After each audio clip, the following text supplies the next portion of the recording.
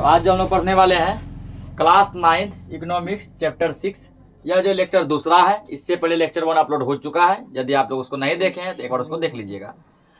तो आज का लेक्चर हम लोग पढ़ने वाले हैं, इसमें जो टॉपिक हम लोग कवर करने वाले हैं, इस लेक्चर में जो टॉपिक है वो है बिहार में कृषक मजदूरों की समस्याएं, है ना। बिहार में कृषक मजदूर की क्या समस्याएं हैं, कृषक मजदूर की क्या समस्याएं हैं, इसमें समझेंगे हम लोग। बिहार में एक तरफ जनसंख्या वृद्धि के कारण कृषक मजदूर की समस्या बढ़ती जा रही है, तो दूसरी तरफ इनकी दशा बहुत ही गिरी हुई तथा दयनीय है, ठीक ना। जैसे जैसे दिन प्रतिदिन जनसंख्या बढ़ती जा रही है, वैसे वैसे क्या हो रहा है, ठीक ना, वैसे वैसे कृषक मजदूर की दयनीय दशा भी क्या होता जा रहा है, पूरा खराब होता जा रहा है, ठीक ना। यानी कि उसका दशा जो है, कृषक मजदूर का दशा कंडीशन वो पूरा क्या हो रहा है, एकदम से दयनीय हो रहा है, पूरा कंडीशन डगमगा रहा है। बिहार के कृषक मजदूर काफी गरीब है, गरीब ही नहीं बल्कि क्या है, काफी गरीब है। इनका सारा जीवन गरीबी, बेकारी, शोषण, उत्पीड़न तथा अनिश्चितता से भरा होता है। यानी कि बिहार के कृषक मजदूर का जीवन जो है गरीबी से कभी जो उभर ही नहीं पाता है, बेकारी से, ठीक ना, कोई इसको काम नहीं मिल पाता है, ऐसे ही समझो कि बेरोजगार रहता है, अलग अलग प्रकार की समस्याओं से हमेशा जूझता रहता है। इनकी सामाजिक दशा भी बहुत अच्छी नहीं है, मतलब समाज में भी इसका है ना, उस समझ गरीबों का जो कुछ खास जरूरत जज्बा इज्जत नहीं दे होता है। कई स्थानों पर कृषक मजदूरों की दशा गुलामों जैसी पाई जाती है, ना। बिहार का एक बहुत सा ऐसा जिला है, ऐसा जगह है जहाँ पर कृषक मजदूर का कंडीशन जो है एकदम गुलाम जैसा, ठीक ना। वो जो आजाद भारत में होने के बावजूद भी कैसा जीवन जी रहा है, गुलाम जैसा। तो बिहार में कृषक मजदूर की अनेक समस्याएं हैं, जिनमें कुछ समस्याएं प्रमुख हैं, ठीक है ना। हम लोग समझेंगे यहाँ पे ऐसी कौन कौन सी समस्याएं हैं जो कि बहुत ही मेन समस्याएं हैं। तो पिछला लेक्चर में हम लोग जो है पॉइंट कितना लिखे थे, 4 पॉइंट तक लिख लिए थे। अभी हम लोग इसमें 5वां नंबर पॉइंट से लिखेंगे ना। 5वां पॉइंट लिखना है यहाँ पे, कृषक मजदूरों की प्रमुख समस्याएं।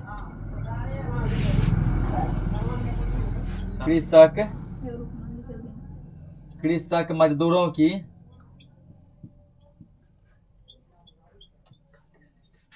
प्रमुख समस्याएं,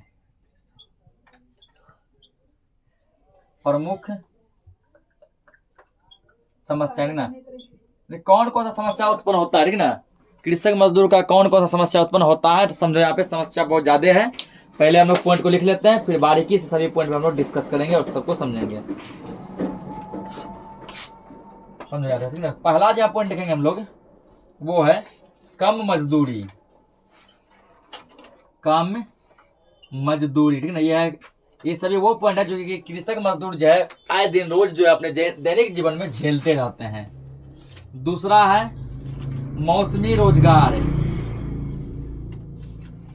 मौसमी रोजगार। तीसरा नंबर दिया गया है काम के अधिक घंटे, काम के अधिक घंटे। उसके बाद चौथा दिया गया, ठीक ना। चौथा है ऋणग्रस्तता,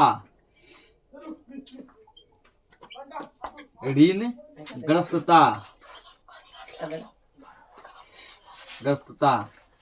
उसके बाद 5वां पॉइंट दिया गया है निम्न जीवन स्तर, निम्न जीवन स्तर। उसके बाद अगला पॉइंट है यहाँ पे आवास की समस्या, आवास की समस्या। उसके फिर आगे है बंधुआ मजदूर, बंधुआ मजदूर। उसके बाद फिर दिया गया यहाँ पे सहायक धंधों का अभाव, सहायक धंधों का अभाव। फिर उसके आगे दिया गया है संगठन का अभाव, संगठन का अभाव। फिर नेक्स्ट है कृषि में मशीनीकरण से बेकारी, कृषि में मशीनीकरण से बेकारी। 11 नंबर है निम्न सामाजिक स्तर। निम्न सामाजिक स्तर। तो ये कुल जो है ना, यानी बिहार में कृषक मजदूर की कुछ समस्याएं हैं ठीक ना, जो कितने 11 समस्याएं हैं। ये क्वेश्चन जब भी पूछेगा तो हमेशा 5 मार्क्स देके जाएगा ठीक ना, ये 5 नंबर में ही पूछेगा जब भी पूछेगा। तो ये सब इसका मेन समस्या है, इसको पहले नोट करो, फिर हम लोग सब पे डिस्कस करते हैं तो समझेंगे। आप देखो पहला पॉइंट आप क्या दिया, पहला पॉइंट है कम मजदूरी ठीक है ना। पहला पॉइंट क्या दिया है, कम मजदूरी। इसको समझते हैं। बिहार में कृषक मजदूरों की सबसे बड़ी समस्या कम मजदूरी दर ठीक ना। सबसे बड़ा जो मेन प्रॉब्लम है वो है कम मजदूरी, क्योंकि जो है कृषक मजदूर को उसके मेहनत के बदले मजदूरी नहीं मिल पाता है ठीक ना। उसके मेहनत के बदले क्या मिलता है, मजदूरी नहीं मिलता है। क्या मिलता है, मेहनत से बहुत ही कम मजदूरी मिलता है ठीक ना। ये है बिहार किसान का सबसे बड़ा समस्या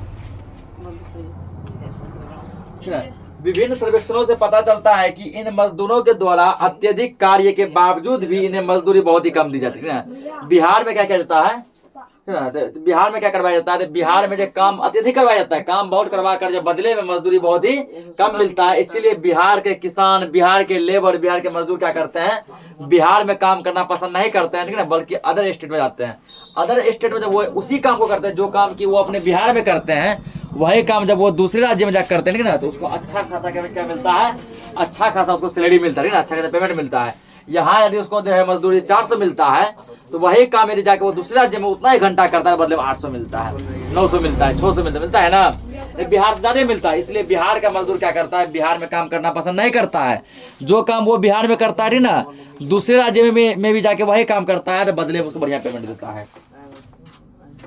कि उसके पास कोई वैकल्पिक साधन नहीं है, इसलिए वे कम मजदूरी में भी बेचारा काम करेंगे। मजदूरी में कोई साधन नहीं होने का जो है बेचारा कम मजदूरी में भी काम करने के लिए क्या रहता है, मजबूर रहता है कि कुछ मजदूरी मिल जाए हम काम कर लेंगे। तो ये है तुम्हारा कम मजदूरी, पहला पॉइंट ठीक। दूसरा समझो, दूसरा क्या है, मौसमी रोजगार ठीक ना। तो हमारे कृषक मजदूरों की मुख्य समस्या मौसमी रोजगार की ठीक ना। हमारे कृषक मजदूर की जो मेन समस्या है एक और, वो क्या, मौसमी रोजगार की। इन मजदूरों को पूरे वर्ष काम ना मिलकर केवल कुछ महीनों के लिए किसी खास मौसम में काम मिलता है ना। कृषक मजदूर में क्या है, वो बेचारे को जो है पूरे साल का साल भर काम नहीं मिलता है, बल्कि कुछ स्पेशल कुछ खास महीने में भी क्या होता है उसको काम मिल पाता है, उसके अलावा उसको काम नहीं मिलता है ठीक ना। अतः वे साल में कम से कम 4 महीने बेकार बैठे रहते हैं ना। 4 महीना क्या रहता है, ऐसे बेरोजगार रहता है, 8 महीना काम करता है। इस तरह उन्हें बहुत बड़ी अवधि तक बेकारी तथा अल्प रोजगार का सामना करना पड़ता है। अब समझो 4 महीना यूं ही फ्रेश बैठा रहता है, जिसमें कि उसको कोई काम नहीं मिलता। अगर कोई व्यक्ति समझो कि ना, अगर मजदूर सबका कंडीशन ऐसा होता है कि 2-3 दिन घर बैठ जाए ना, उसके घर में चूल्हा जलने लायक नहीं होता है, 4-4 महीना यहाँ बैठने कंडीशन हो जाता है ठीक ना। तो ये क्या है, ये तुम्हारा हो गया मौसमी रोजगार। अगला क्या है, काम के अधिक घंटे ठीक ना। इसको समझते हैं। बिहार में कृषक मजदूरों की एक बड़ी समस्या यह है कि उनके कार्य के घंटे निश्चित नहीं है। उसका काम का कोई घंटा क्या है, निश्चित नहीं है, कोई घंटा फिक्स नहीं है कि तुमको इतना घंटा काम करना होगा ठीक। यहाँ दिया गया 10 से 14 घंटा तक कार्य करते हैं, और कभी कभी तो उन्हें जब रात के समय चौकीदारी करनी पड़ती है तब पूरी 24 घंटे ही काम करना पड़ता है ठीक ना। 10 से 14 घंटा नॉर्मली काम करता है। कभी कभी यदि ना ओवर ड्यूटी भी लगा लेता है, दिन में काम करे क्या, रात में भी कुछ ऐसा आ जाता है ना कि आज बहुत ही इंपॉर्टेंट है, तुमको भर क्या करना होगा, चौकीदारी समय 24 घंटा भी वो ड्यूटी देता है। यहाँ क्या, काम का कोई निश्चित घंटा फिक्स नहीं है ठीक ना। ये समझ गया। अगला क्या दिया, ऋणग्रस्तता। इसको समझते हैं। बिहार में कृषक मजदूरों की मजदूरी कम होने के कारण वे सदा ही ऋणग्रस्त रहते हैं ठीक ना। यहाँ क्या है, कृषक मजदूर की मजदूरी बहुत ही क्या है, कम है, जिसके कारण बेचारा सब दिन कर्ज के तले डूबे रहता है। वो कर्ज से कभी भी उड़ीन नहीं हो पाता, हमेशा ऋण में ही रहता है। इसके चलते उन्हें महाजन या फिर किसी बड़े किसान से के बेगारी करनी पड़ती है ना। महाजन के जहाँ आगे पीछे चापलूसी करता है तब जाके कुछ कर्ज देता है, या जो बड़ा किसान है उसके आगे पीछे करके उसके खेतों में काम करता है वो कुछ कर्ज देता है। अगला है निम्न जीवन स्तर। कृषक मजदूर का जीवन स्तर काफी निम्न है, बहुत ही क्या है, निम्न है। उनकी मजदूरी कम होने से ये रोटी, कपड़ा और मकान की न्यूनतम आवश्यकता को भी पूरा नहीं कर पाता है। देखो मनुष्य की जो 3 मूलभूत आवश्यकताएं जो बहुत ही मेन आवश्यकता है, 3 ऐसी आवश्यकता है जो बहुत नहीं बल्कि बहुत बहुत बहुत ज्यादा इंपॉर्टेंट है, जो कि तुम्हारा रोटी, कपड़ा, मकान। सबसे पहले भोजन चाहिए। भोजन यदि तुमको भर पेट खाने के लिए मिल गया, अब हम लोग सोचते हैं कि कपड़ा पहन लेते हैं ना, जीवन थोड़ा रंगीन हो जाता। जब बॉडी को ढकने के लिए कपड़ा भी पहन लेता, तब सोचता है एक घर छोटा मोटा झुग्गी झोपड़ी भेजता रहने के लिए, ठीक ना, तो जीवन आनंददायक हो जाता। और इन तीनों होने के बावजूद बाद में क्या किया गया, बाद में 2 मूलभूत आवश्यकता और जोड़ा गया, स्वास्थ्य और शिक्षा, ठीक ना। अगर बीमार पड़ जाए, थोड़ा इलाज उलाज भी हो जाए तो बेहतर रहेगा। इलाज करके भी यदि कुछ पैसा यदि बच पा रहा है तो बच्चे को शिक्षित कर देंगे, ठीक ना, तो ये है। लेकिन यहाँ निम्न जीवन स्तर में ऐसा होता है कि अपनी 3 मूलभूत आवश्यकताएं रोटी, कपड़ा, मकान भी पूरा नहीं हो पाता, ठीक ना। यानी भोजन, वस्त्र, आवास ही पूरा नहीं हो पाता है। दुख की बात यह है कि इन्हें ठीक से 2 जून की रोटी, 2 जून का मतलब 2 वक्त का भोजन भी नहीं मिल पाता है। शरीर पर फटे चीटे कपड़े होते हैं, मकान का तो प्रश्न ही नहीं उठ सकता। जब समझो शरीर ढकने के लिए जो है कपड़ा नहीं मिल पाता है 200-400 का, तो मकान तो खैर की लाखों करोड़ों में बनता है, उसका सपना वो कहाँ से देखेगा। ये पॉइंट हो गया क्लियर। अगला, आवास की समस्या। बिहार में कृषक मजदूरों की एक समस्या उनके आवास की भी है, ठीक ना। बिहार के कृषक मजदूर की बड़ी समस्या क्या है, आवास भी है। बेचारे के पास रहने के लिए सही घर नहीं होता है। ये मजदूर मालिक या ग्राम समाज की भूमि पर उनकी अनुमति से एक झोपड़ी बनाकर रहते हैं ना। कोई जो बड़े साहूकार हैं, जो बड़े जमीन जायदाद वाला आदमी है, उसके जमीन पर उससे पूछ के क्या करते हैं, कोई झुग्गी झोपड़ी बना के रहते हैं और दिन रात उसके काहिज को झेलते रहते हैं, ठीक ना। ये झोपड़ियां केवल ऐसे स्थान है जहां पर मजदूर केवल पैर फैलाकर सो सकता है। उस झोपड़ी से उसको कोई सुख सुविधा प्राप्त नहीं हो सकता, बस समझो वो केवल दिन अपना रात काट सकता है बस। इन झोपड़ियों में शुद्ध वायु एवं प्रकाश के लिए खिड़कियां का पता नहीं रहता।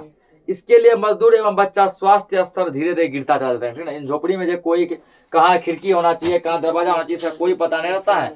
और शुद्ध हवा और शुद्ध रोशनी नहीं मिलने के कारण क्या होता है, किसान और उसके बच्चे बीमार पड़ जाते हैं। ये है तुम्हारा आवास की स्थिति। अगला है बंधुआ मजदूर, ठीक ना, इसको समझेंगे। क्या दिया है, बंधुआ मजदूर।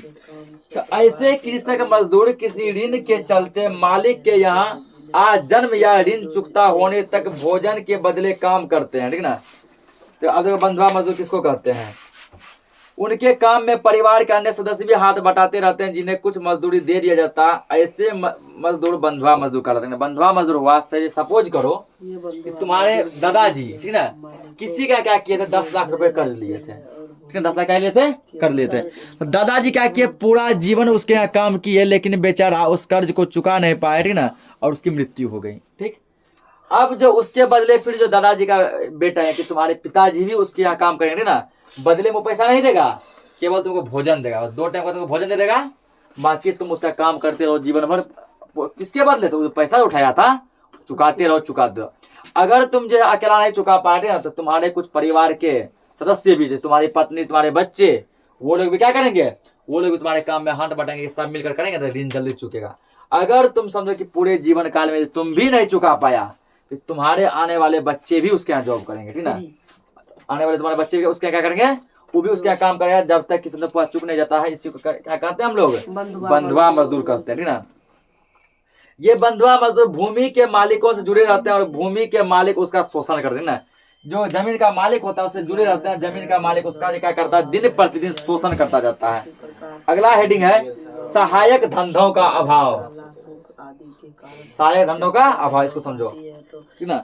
गांव में सहायक धंधों का अभाव है। गांव में क्या सहायक धंधों का अभाव है। यदि किसी प्रकार गांव में बाढ़ आ गया, अकाल आ गया, सुखाड़ पड़ गया, तो इसके कारण फसल नहीं होती है और कृषक मजदूर को जीवन निर्वाह का कोई साधन नहीं मिल पाता है, जिससे वे कर्ज में दिन प्रतिदिन और ज्यादा डूबते चले जाते हैं। कृषक मजदूर जितना भी है वो कर्ज में हमेशा रहता है, लेकिन यदि समझो किसी कारण से गांव में बाढ़, सुखाड़, अकाल ये कुछ भी आ गया, तो बेचारे कर्ज में तो होते ही है ना, उसका कर्ज और ज्यादा क्या होता है, बढ़ जाता है, वो बहुत ज्यादा कर्ज में डूब जाते हैं, ठीक ना। तो ये है तुम्हारा सहायक धंधों का अभाव। इस पॉइंट को भी हम लोग समझ लिए। अगला है संगठन का अभाव। इसको समझते हैं क्या है। बिहार में कृषक मजदूरों की एक अन्य समस्या उसके संगठन का अभाव भी है। एक और समस्या क्या है उसके, संगठन का अभाव। कृषक मजदूर अशिक्षित, अज्ञानी, अंधविश्वासी होते हैं ना। कि मजदूर देखो, मजदूरी कौन करते हैं? जो सब पढ़े लिखे नहीं होते हैं। जो यदि पढ़े लिखे होते हैं, शिक्षित होते हैं, वो हमेशा जो है ना दूसरे काम में दिमाग लगाते हैं ना, या तो कोई जॉब पाना चाहते हैं, और जॉब जब नहीं मिल पाता है तो वो अपना बिजनेस खोलते हैं या फिर कोई और अदर काम करते हैं, ठीक ना। तो कृषक मजदूर अशिक्षित यानी बिना पढ़े लिखे, अज्ञानी, कुछ खास उसको ज्ञान नहीं होता, अंधविश्वासी, झूठ मूठ के बातों पर वो भरोसा करते हैं, ठीक। संगठन के अभाव में उनमें मेल जोड़ करने की क्षमता नहीं होती, ठीक ना। संगठन के कमी के कारण जो क्या करता है उसमें किस प्रकार से एक दूसरे में मेल जोड़ करके रहे, आपस में मिलजुल कर रहे, ये गुण उसमें नहीं होता है। इसके चलते वे अपनी मजदूरी बढ़वाने, कार्य के घंटे नियमित कराने, बेकारी बंद कराने की आवाज तक नहीं उठा पाते, ना। मालिक उसका मजदूरी शोषण कर रहा है, मान के चलो कि आज से 10 साल पहले 400 का दे रहा था मजदूरी, अभी भी 400 दे रहा है, वो बेचारा कुछ नहीं बोल पाता है, मजदूरी बढ़ाई है, ठीक ना। क्योंकि उसको जो है संगठन नहीं है, एकता नहीं है, ठीक ना। एकता क्या है? नहीं है। एक बोलेगा दूसरा मुंह देखेगा, दूसरा बोले तीसरा मुंह देखेगा, ठीक ना। अगर समझो सभी एकजुट होकर, एक संगठन होकर, एक ग्रुप बनाकर एक साथ हल्ला बोल दे, ठीक ना, तो मालिक को उसका बात मानना पड़ेगा। लेकिन यहाँ एकता नहीं है, संगठन नहीं है, तो अकेला आदमी बोलता है, कोई ना मानता है। मजदूरी बढ़ाने का आता है, नहीं बढ़ाता है, ठीक ना। उसके बाद बेगारी बंद करने बोलता है, हम फ्री का आप नहीं खटेंगे, मेरा टाइमिंग है जो उतना ही खटेंगे, उससे एक्स्ट्रा नहीं खटेंगे, उस पर नहीं बोल पाता है वो। काम के घंटे नियमित कराने, ना। मान के चलो 5 घंटा काम का टाइम है, मान लिए 5 घंटा काम का टाइम है, किसी ने मालिक 5 करवा लिया, किसी ने 8 घंटा करवा लिया ना। आज एक काम करो, इतना बचा इसको क्लियर ही कर दो, क्या करके लिए रखेगा, ऐसे बोलता है ना।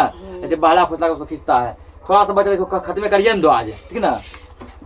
एक कुछ पैसा लोभ देता है, इसको खत्म करिए दो, ठीक ना, 100 टका दे देंगे, 100 टका लोभ देकर उसको 2 घंटा 3 घंटा एक्स्ट्रा खटवा लेता है, ठीक। तो फिर भी वो क्या करते हैं, उसके लिए आवाज नहीं उठा पाते हैं। लेकिन इससे साफ जाहिर होता है कि शिक्षित होना बहुत जरूरी है, ठीक ना। ये अशिक्षित है, इसलिए जो है ना सब कुछ झेल लेते हैं। ये समझ गए संगठन का अभाव। अगला है तुम्हारा कृषि में मशीनीकरण से बेकारी। बिहार में अब कृषि कार्यों में मशीनों का प्रयोग होने लगा, ठीक ना। बिहार में भी अब क्या होने लगा, अदर राज्य के कंपेयर में, बड़े बड़े डेवलप विकसित राज्य के कंपेयर में, ठीक ना, बिहार में उससे पीछे नहीं रहा। बिहार में भी क्या हुआ, कृषि करने के लिए क्या आ गया, मशीन आ गया। कृषि में मशीनों के प्रयोग के चलते कृषक मजदूर में बेकारी बढ़ती जा रही है। जो काम पहले समझो 5 मजदूर मिला करते थे, वो अकेला मशीन कर रहा है। तो अब क्या करता है, बड़ा बड़ा किसान जो है ना, जिसके पास समझो कि 100 बीघा खेत होता है, वो अपने खेत में 50 100 मजदूर को रखता था ना। अब 100 मजदूर नहीं रखे, 5 को मशीन ले आया, तो वो 100 मजदूर जो था वो बेरोजगार हो गया ना। उसको काम मिलता था पहले, लेकिन अब वो क्या हो गया, बेरोजगार हो गया। उसके काम को कौन करने लगा, मशीन करने लगा, बहुत ही कम प्राइस में, कम टाइम में, ठीक ना। मजदूर धीरे धीरे करता, बहुत ज्यादा मजदूर को जो है ना 2 दिन 3 दिन 4 दिन लगता। उसी काम को जो है क्या किया, मशीन जो 1 दिन में कर दिया, ये तो जल्दी हो गया। अगर एक मजदूर को मान के चलो 400 भी देता है, 10 मजदूर करता 4000 टका, मशीन वाला बुला ले 2000 टका में, पैसा ही बच गया। तो हर एक आदमी सुविधा खोजता है ना, सुविधा खोजता है कि कम में हो जाए, जल्दी हो जाए, सब सोचता है ना, कम में हो जाए, जल्दी हो जाए। ये कोई नहीं चाहेगा ज्यादा भी दें, लेट से भी करवाएं। जिसके कारण ये बेचारा क्या हो गया, बेरोजगार हो गया। कृषि में जब मशीनीकरण आया तो ये लोग बेकार हो गए। बेकार मतलब बेरोजगार एक के बात है, ठीक। अगला निम्न सामाजिक स्तर। बिहार में अधिकांश कृषक अनुसूचित जाति एवं पिछड़ी जातियों के होते हैं, जिनका सदियों से शोषण होता जा रहा है ना। अनुसूचित जाति मतलब वर्ग, अनुसूचित जाति या जनजाति मतलब SC ST कैटेगरी से बिलोंग करता हुआ बच्चा, ठीक ना। और अत्यंत पिछड़ा जाति मतलब हुआ कि जो बच्चे BC1 कैटेगरी से हैं, ठीक ना, BC1 से, ये सब। तो इन सभी जातियों का हमेशा शुरू से क्या हो रहा है, शुरू से शोषण होता रहा है। बड़े बड़े जात के लोग जो होते हैं, जनरल कैटेगरी लोग सब, ठीक ना, ये सभी हमेशा क्या करते हैं, ठीक ना, SC ST OBC पर इस पर जुल्म करते हैं, इसका शोषण करते हैं। इससे इनका सामाजिक स्तर निम्न कोटि का बना रहता है, समाज में उसको इज्जत नहीं मिलता है। समाज में ना बड़े जात के कंपेयर में, जनरल कैटेगरी जात के कंपेयर में इसको इज्जत नहीं मिलता है। इसको छोटा कास्ट समझ कर क्या करता है, इज्जत नहीं देता है। क्यों, तो मजदूर है, SC ST है, BC1 है, ये है वो है, ठीक ना, ये समझ कर उसको इज्जत करता है, कम देता है। लेकिन अब वर्तमान समय में समझो ऐसा नहीं है, ठीक है। ऐसा एक टाइम में था, खूब हुआ करता था, लेकिन अभी और वर्तमान समय ऐसा चल रहा है कि समाज में सभी को एक समान जीने का हक है, और ये हक दिलवाया है, ठीक ना, बाबा साहेब डॉक्टर भीमराव अम्बेडकर, ठीक ना, जिन्होंने जो है ना समाज में जाति प्रथा मिटाने के लिए जो है ना दिन रात एक कर दिया, और अपने जीवन को न्यौछावर कर दिया कि जाति प्रथा मिट जाए, लोग जाति के नाम पे भेदभाव ना करें। 11 पॉइंट समझ गए। तो सभी पॉइंट के माध्यम से अंततः जो है यह स्पष्ट हुआ कि बिहार के कृषक मजदूर की हालत काफी दयनीय है, ठीक है ना। बिहार में कृषक मजदूर का कंडीशन क्या बढ़िया नहीं है, इसका कंडीशन बहुत ही क्या है, दयनीय है, बहुत ही खराब है। कृषक मजदूर के पलायन को प्रमुख लोक गीतकार भिखारी ठाकुर ने अपने लोक गीतों के माध्यम से समझाने का प्रयास किया था। उनके गीतों के कुछ छंद को बच्चे को समझाने की दृष्टि से यहाँ देना उचित लगता है, ठीक है ना। एक बहुत ही जो फेमस लोक गीतकार थे जिसका नाम है भिखारी ठाकुर, ठीक है ना। भिखारी ठाकुर क्या किए, बिहार के कृषक जो क्या करते हैं, पलायन करते हैं। पलायन मतलब अपने राज्य छोड़कर किसी दूसरे राज्य में काम के उद्देश्य से जाते हैं, उसी को क्या कहते हैं हम लोग, पलायन कहते हैं। क्या कहते हैं, पलायन करते हैं ना। इस पलायन पे जो है भिखारी ठाकुर जो कि बहुत ही अच्छे लोक गीतकार थे, उन्होंने क्या किया, एक कुछ गाना, बहुत सा गाना गाया, जिसमें एक गाना यहाँ पे दिया गया है, ठीक है ना। लागल झुलनिया के धक्का बलम गैल कलकत्ता, ठीक ना। क्या गाना है ना, तो ये गाना है भिखारी ठाकुर का जो है, मतलब कि बहुत सारे लोक गीतकार है, बढ़िया गाना गाया है। इसमें एक कुछ पंक्तियां दिया है, क्या दिया है, लागल झुलनिया के धक्का बलम गैल कलकत्ता, ठीक ना। कहने का मतलब झुलनिया के धक्का मतलब हुआ कि जब मान के चलो कि जब तक बेचारा अकेला कुमारा था, अपना जीवन पाल रहा था ना, बिहार में वो इतना कमा रहा था कि अपना जीवन पाल रहा था, अपना जेब खर्चा पैकेट खर्चा निकाल लेता था। लेकिन जब जो है उसका शादी विवाह हो गया, शादी विवाह झुलनिया मतलब पत्नी का, जब शादी विवाह हो गया, जब पत्नी उसके गले की घंटी बन गई, ठीक ना, अब उसको क्या झुलनिया का धक्का लग गया, मतलब गले में कौन बंधा गया, घंटी बंधा गया। पहले अपना जीवन था बेचारा ना, उतना ही कमाता था, अपना जीवन पाल पाया, उतना भी नहीं कमाता था, अपने गार्जियन पर निर्भर था, पेरेंट्स पे, ठीक ना, अपने पेरेंट्स पे क्या था, निर्भर था। अब आ गया उसके गले में घंटी बना गया, शादी विवाह हो गया, अब बेचारा जो है अब तो पेरेंट्स कब तक मांगेगा, तो वही कहता है लागल झुलनिया के धक्का बलम गैल कलकत्ता, ठीक ना। अब वो काम के तलाश में कहाँ गया, कलकत्ता गया, ठीक ना। ये मतलब कलकत्ता कहने का मतलब कहीं दूसरी जगह पलायन कर गया, काम के तलाश में गया। तो लोक गीतकार भिखारी ठाकुर ने यह समझाने का प्रयास किया था कि किस तरह बिहार के लोग काम की तलाश में बिहार से बाहर अन्य राज्य जैसे खासकर बंगाल, असम, महाराष्ट्र, पंजाब, हरियाणा आदि राज्यों में पलायन करते हैं ना। जिसमें कि सबसे ज्यादा सुनेगा तुम कि बिहार के लोग सबसे अधिक कहाँ जाते हैं, पंजाब जाते हैं ना। तुम पंजाब के लोगों को बिहार में नहीं देखेगा, पंजाब का लोग कहीं और ऊपर दिल्ली या कोई वो विदेश जाता है ना, अमेरिका जाता है, दुबई जाता है, रूस जाता है ना, बड़ा बड़ा देश जाता है। लेकिन बिहार का लोग कहाँ जाता है, पंजाब, हरियाणा ये सब जाता है, ठीक है ना। तो ये नहीं सुनेगा कि वहाँ का आदमी इधर आता है, क्योंकि यहाँ जो ना काम का कंडीशन बहुत खराब है, तो ये लोग पलायन कर रहे हैं, ठीक ना। तो राज्य तो 28 है जिसमें बिहार के आदमी खास करके जाते हैं, वह बंगाल, असम, महाराष्ट्र, पंजाब, हरियाणा ये सब प्रमुख हैं। उस समय कलकत्ता जूट मिलों के लिए काफी प्रसिद्ध था। जिस टाइम जो है भिखारी ठाकुर या पंक्ति बोले थे, उस टाइम में कलकत्ता में क्या था, जूट मिल, और जूट मिल के लिए बहुत ही क्या था, ये बहुत फेमस था। जूट किसको कहते हैं, जिसको तुम लोग पटसन भी कहते हैं, पटसन पटवा कहता है ना, वही जूट भी होता है। तो बिहार बहुत प्रसिद्ध था। बिहार कृषक मजदूर अधिक संख्या में वहां पलायन करते थे। बिहार के किसान कृषक मजदूर क्या करते थे, हल्ला मत कर समझो, कलकत्ता में जूट मिल में काम करने के लिए अधिक पलायन करते थे तथा नौकरी प्राप्त कर अपने परिवार का भरण पोषण करते थे। उस मिल में यदि काम मिल जाता था किसी कारण से, अपने परिवार का झुलनिया को, ठीक ना, भरण पोषण कर लेते थे, ठीक ना, ताकि दिया करते थे। आज भी पंजाब की कृषि की सफलता के पीछे बिहारी मजदूर का महत्वपूर्ण योगदान है ना। मतलब बिहार का किसान बिहार में सक्सेस नहीं है, लेकिन जब पंजाब में वो जो डेवलप कर, पंजाब का कृषि देखो बहुत डेवलप है। कैसे उसको डेवलप कौन बना रहा है, तो बिहार का आदमी ना, बिहार का आदमी, क्योंकि पंजाब का जो आदमी है वो तो कृषि करता ही नहीं है, किससे करवाता है, बिहारी से करवाता है ना। यदि वही बिहारी अपने मन में ठान ले हमको दूसरे राज्य में जाकर काम नहीं करना है, जो करना अपने यहाँ करना है, जो दूसरे के राज्य में जाके कमा के उसका मतलब कि प्रॉफिट बढ़ाएंगे, वही हम अपना बढ़ाएं, जो उसको प्रॉफिट देंगे वो अपना करना है। ये सोच क्या करता है, ये सोच ना रखकर आदमी कहाँ जाता है, बाहर। पंजाब का आदमी तुमको नहीं दिखेगा वहाँ काम करते हैं। पंजाब का आदमी कहाँ जाएगा, बड़ा बड़ा देश, दुबई, ठीक ना, दुबई जाएगा, चाइना जाता है, अमेरिका जाता है, रूस जाता है ना, जापान जाता है, डेवलप देश जाता है, और अपना काम धंधा, ठीक ना, क्या कहता है, बिहारी को सौंप देता है कम मजदूरी में अपना, ठीक ना, आराम समझो कि खट रहा है वहाँ पे, उसके समझो कि खेत में सोना उगा रहा है, अपने आप झक मार रहा है। ये होता है। इस प्रकार बिहार के कृषक मजदूर यहाँ से दूसरे देशों जैसे मॉरिशस, त्रिनिदाद, युगांडा, नेपाल आदि देशों में भी काम की तलाश से पलायन कर रहे हैं। बिहार के किसान जो है, नेपाल हो गया, युगांडा हो गया, मॉरिशस हो गया, ठीक ना, ये सभी देश क्या करते हैं, काम की तलाश में जाते हैं, और उन देशों में काम करते करते अपनी योग्यता तथा कुशलता के बल पर काफी लोकप्रिय भी हुए हैं। बहुत सारे ऐसे बिहारी हैं जो विदेश जाकर दूसरे देश में जाकर क्या हुए, वहाँ उपलब्धि काफी बड़ा लोकप्रिय उपलब्धि हासिल किए हैं। जैसे कि सर शिव सागर राम गुलाम का उदाहरण ताजा है ना, लेकिन एक यहाँ पे शिव सागर राम, ठीक ना, गुलाम, ये क्या है, ये जो गुलाम का बहुत ही तगड़ा उदाहरण है। शिव सागर राम गुलाम मॉरिशस के प्रथम प्रधानमंत्री बने, यानी कि शिव सागर राम गुलाम जो है ये भी कौन थे, ये भी कोई बिहारी ही थे। कौन थे? बिहारी थे ना। ये क्या किया, मॉरिशस देश गए काम की तलाश में, काम के तलाश में गए, वहाँ काम पाए, इसका प्रदर्शन बहुत तगड़ा रहा, इतना प्रदर्शन बढ़िया रहा ना कि ये वहाँ का नागरिक बन गए, मॉरिशस का क्या बन गए, नागरिक बन गए, वहाँ का नागरिकता पाकर ना बस वहीं बस गए, अपने परिवार को भी बसा लिए, और प्रधानमंत्री के चुनाव में जब इलेक्शन लड़े तो वहाँ जीत गए और वहाँ का प्रधानमंत्री तक बन गए, ठीक ना।